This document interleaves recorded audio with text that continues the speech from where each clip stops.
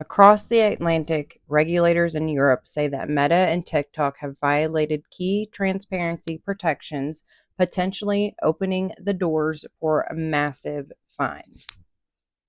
There's a new case. It is Blevins versus Meta Platforms, and it was filed on October 28th in Minnesota federal court, naming Meta, Snap, ByteDance, which is TikTok, among other defendants. Cause of action says diversity slash product liability. They're changing this from like a platform, they're calling these a product. Your apps are now a product in this case. So the plaintiff is Miss Blevins. I'm not going to say her first name.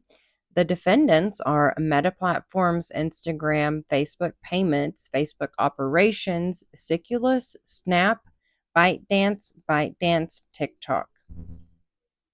Uh, wow. The attorney for the defendants is Mr. Charles H. Johnson, and I can't look at any of these documents because I'm not paying $40 a month to see these things, and I've tried, but that's one thing that's going on in this case. So this case is starting to pick up momentum.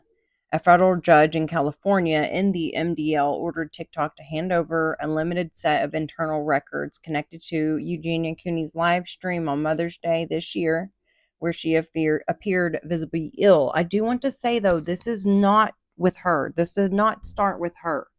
This started in 2019, and we are just seeing it now in the headlines. I don't know why just now, but maybe because they are getting ready to do these test trials to see how it's going to play out in court, because this has never been a thing, but there are over 2,000 more people who have um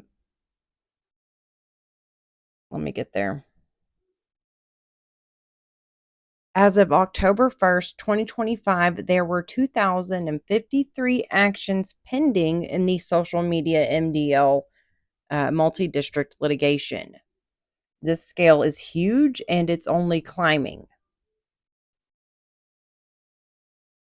A legal analyst described this discovery flood as a blizzard of paperwork aimed at Snap, Meta, TikTok, and others.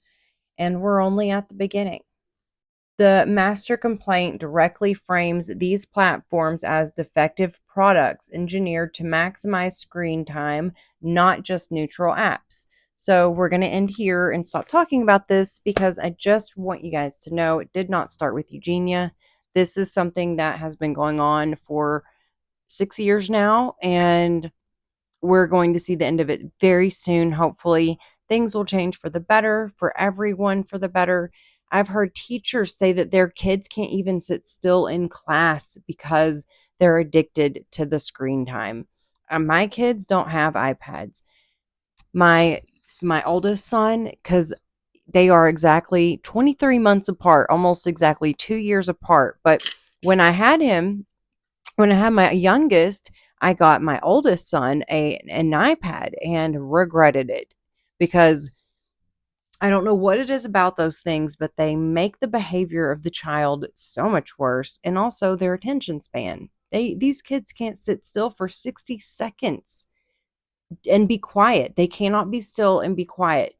I was listening to Vera the chicken, I think it was her that was talking about it, and she was like, when we were in class, no, it was Haley, Halo. I love her. Haley Halo. Anyway, she was saying, when we were in class, I was born in 85. I graduated high school in 2004. Okay. So if the teacher said, be still and quiet for 60 seconds so we can get everything done, you know what we did? We were sat our butts down. We were quiet for 60 seconds. We could do it.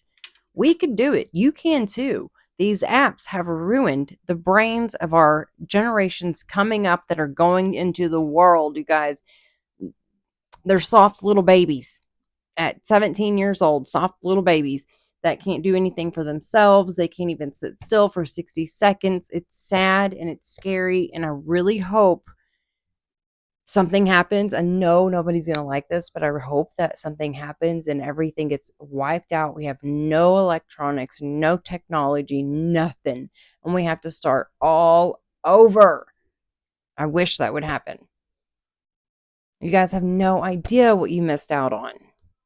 I hate it for you guys, but you know, we can do our best to try to get back there, but we won't have all this anymore. I don't think we were ever supposed to be so connected to everybody else in the world. It's a lot for one person to handle. Could you imagine being 12 and seeing all these TikToks of thousands of people you don't know, or hundreds of people, just a lot of people for a little person's brain to comprehend? And then it becomes an addiction, and they are very addictive. These apps are so addictive, and they design them that way. That's why they're doing this case. And now I'm going to shut up about it. You guys have a good day. Please be safe this Halloween. I think I might like wear a witch's hat or something and carry a bag full of candy so that when we're trick-or-treating, I can also give candy to the kids, while they're trick-or-treating. Is that stupid, or should I do that? Anyway, y'all have a good night. Be careful. Bye.